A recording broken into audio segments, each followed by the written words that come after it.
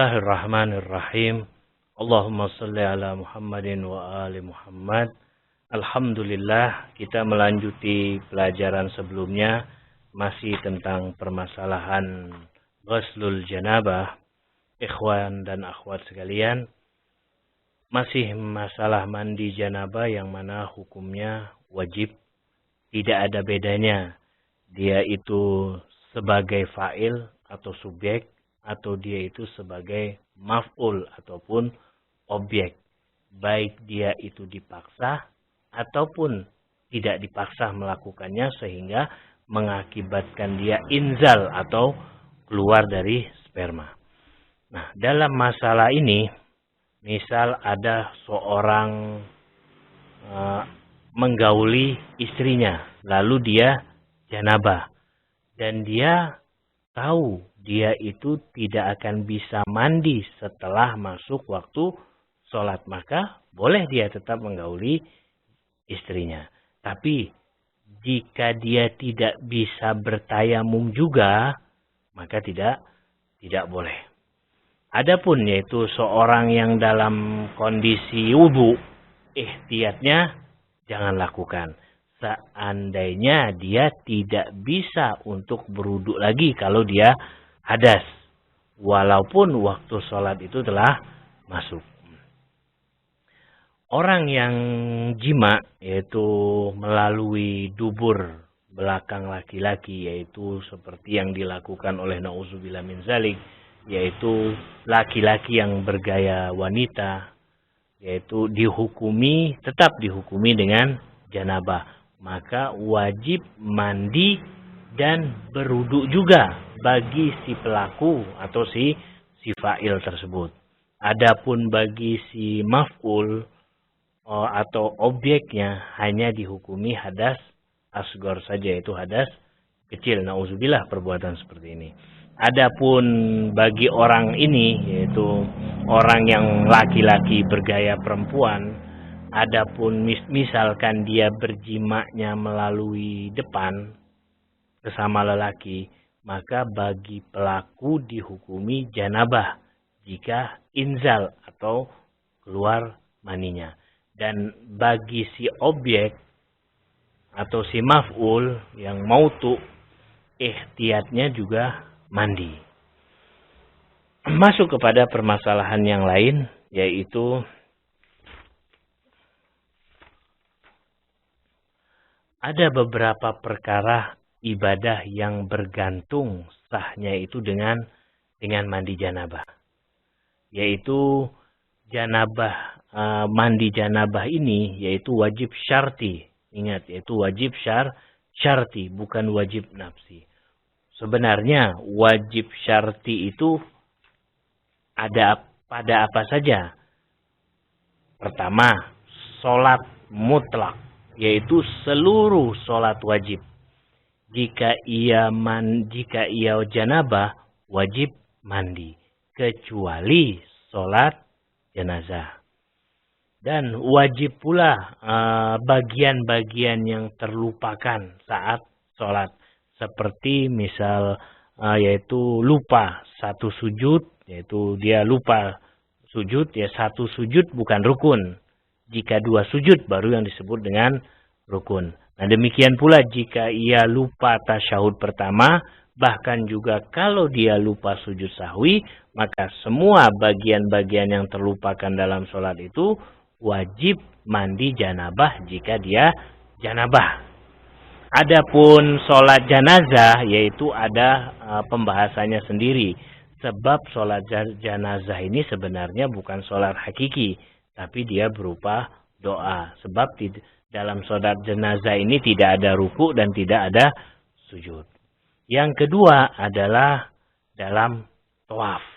Tawaf ini yaitu ada bagiannya, baik dalam tawaf yang ada bagian dari haji ataupun tawaf yang bagian dari umroh. Nah, dalam umroh ini ada dua. Ada umroh mufroda dan juga ada umroh tamatu. Sedangkan dalam haji ada tiga. Ada haji tamatu, ada haji qiran, dan juga ada haji ifrad. Nah, ikhwan dan akhwat sekalian perlu ketahui, dalam umroh mufrodah itu ada 2 tawaf. Tawaf mufrodah dan tawaf nisa. Dan dalam umroh tamattu hanya ada 1 tawaf. Nah, perlu diketahui juga di dalam haji tamattu, haji ifrad dan haji qiran itu ada 2 tawaf. Tawaf haji dan tawafu nisa. Semua tawaf-tawaf yang ada tadi yang Al-Fakir sebutkan wajib dalam keadaan suci dari janabah. Ada misalkan sebuah permasalahan atau qadiyah, seorang salah tata cara mandi janabah. Dari kanan, lalu dia ke kepala, lalu dia ke kiri. Sedangkan tertib dari mandi janabah tidak demikian. Nah, sedangkan dia telah melakukan ibadah haji dan umroh, dan dia juga melakukan mandi janabah, tapi mandi janabahnya salah. Bagaimana hukumnya? Batal tawafnya. Sebab syarat sahnya tawaf adalah suci dari hadas besar. Nah, inilah pentingnya ilmu fikih. Jika kita salah, maka gugur ibadah kita. Yang ketiga adalah saum, puasa yang sekarang kita sedang melakukannya, yaitu puasa bulan Ramadan. Nah, seandainya ia sengaja di bulan Ramadan atau puasa qadha membiarkan janabah hingga fajar atau subuh, sengaja dia tidak mandi janabah, maka batal puasanya.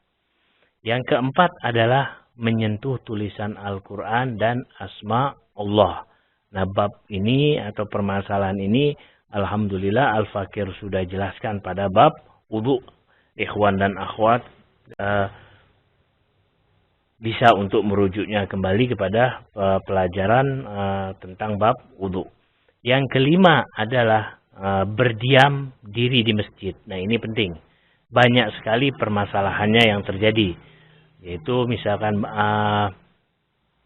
berdiam diri di masjid, yaitu bahkan masuk ke bagian mana saja yang mana itu bagian dari masjid tidak boleh. Meskipun hanya ingin meletakkan sesuatu. Bahkan ihtiyatnya tidak boleh juga meletakkannya dari luar. Sebagaimana juga tidak boleh masuk untuk mengambil sesuatu. Atau berdiam.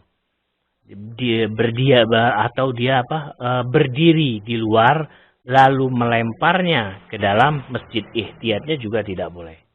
Meskipun dia hanya meletakkan kakinya di dalam, itu pun tidak boleh. Tapi jika dia hanya melintas atau menyeberang dari satu pintu keluar dari pintu yang lain, maka diperbolehkan. Kecuali di 2 masjid. Sama sekali tidak boleh. Yaitu Masjid Nabawi dan Baitullahul Haram Al-Mukarramah. Nah, dan ikhwan dan akhwat sekalian, bahwa ikhtiyat ujubi, yaitu termasuk adalah makom-makom para imam. Jika hanya di halamannya saja, boleh. Adapun Husainiyah, yang mana Husainiyah bukan masjid. Jadi tidak masalah. Hanya masjid saja tidak diperbolehkan bagi orang yang berjanabah. Bagaimana orang yang ragu, ini masjid atau bukan? Maka tidak boleh juga, haram hukumnya. Terkadang ada masjid yang di situ ada kamar-kamar dan ada pintu untuk penjaga. Tidak masalah jika dia janabah menetap di dalamnya. Masalah lain yaitu diharamkan pula bagi yang janabah masuk ke masjid yang sedang dibangun atau telah rusak. Meskipun tidak ada yang sholat di dalamnya. Selama itu masih dianggap masjid oleh masyarakat, maka tidak boleh bagi orang yang janabah. Nah, jika sudah tidak dikatakan lagi masjid oleh masyarakat, maka tidak masalah bagi yang janabah untuk menetap di dalamnya. Bagaimana hukum dengan menara-menara masjid, kamar-kamar penjaga? Itu semua tidak dihukumi bagian masjid. Masalah lain yaitu tidak boleh atau haram seorang yang janabah diupah untuk menyapu masjid. Maka akadnya atau upahnya batal, tidak sah. Yang keenam adalah membaca ayat-ayat sajadah. Seperti yaitu surat Azaim, surat-surat Azaim yaitu Alif Lam Mim As-Sajadah, Ha Mim As-Sajadah, An-Najm yang ada di akhir ayat, Al-Alaq juga yang ada di akhir ayat, ikhtiyat istihbabinya seluruh ayatnya tidak boleh dibaca. Bahkan potongan basmalah dari keempat surat Azaim tidak boleh dibaca juga. Nah, ini adalah ayat-ayat yang diwajibkan bagi kita untuk sujud. Nah, orang yang yaitu orang yang membacanya hukumnya tidak boleh, yaitu orang yang janabah. Ya. Bagaimana orang yang mendengar dalam keadaan janabah? Langsung sujud. Yang dilarang membacanya bagi orang yang janabah. Kalau dia dalam keadaan janabah lalu dia mendengar surah ayat-ayat sajadah, maka dia langsung sujud. Kewajiban sujud tetap harus dilakukan.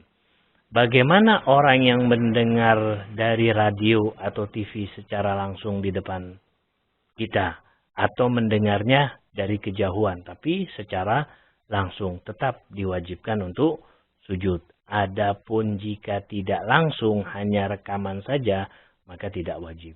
Tapi ihtiyat, kita dianjurkan untuk sujud, dan tidak disyaratkan di dalam sujud sajadah ini untuk menghadap kiblat.